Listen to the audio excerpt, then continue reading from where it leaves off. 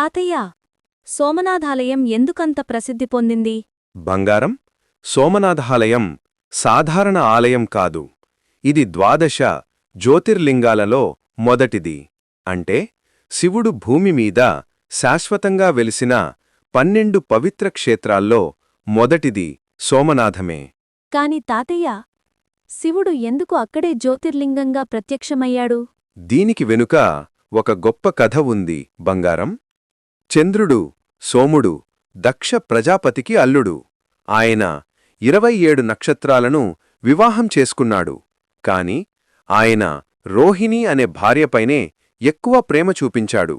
మిగతా భార్యలు కోపంతో తమ తండ్రి వద్దకు వెళ్లారు.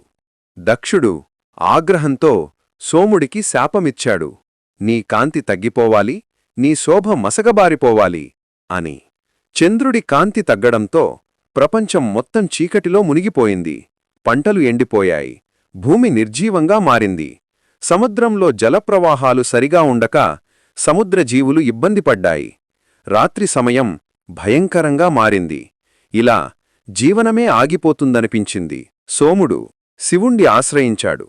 కైలాసం నుంచి హిమాలయాలు వరకు అనేక చోట్ల తపస్సు చేశాడు.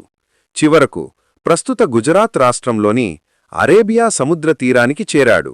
అక్కడే కఠోరమైన తపస్సు చేశాడు. శివుడు ప్రత్యక్షమై చంద్రుడికి అన్నాడు, సోమా, నీ శాపం తప్పదు. కాని నా కరుణ వల్ల నీ కాంతి క్రమంగా తగ్గి మళ్లీ పెరుగుతూ ఉంటుంది. ఇది కాలచక్రానికి సంకేతమవుతుంది.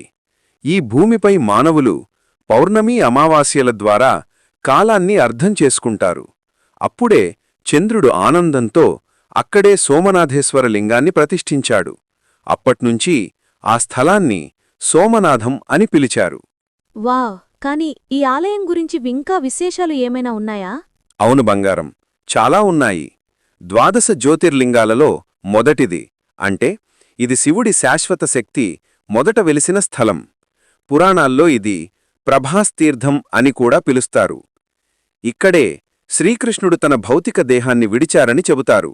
ఈ ఆలయాన్ని చరిత్రలో అనేకసార్లు విధ్వంసం చేశారు. దాడులు, ఆక్రమణలు జరిగినా ప్రతిసారి తిరిగి నిర్మించబడింది. ఇది భక్తుల విశ్వాసానికి చిహ్నం.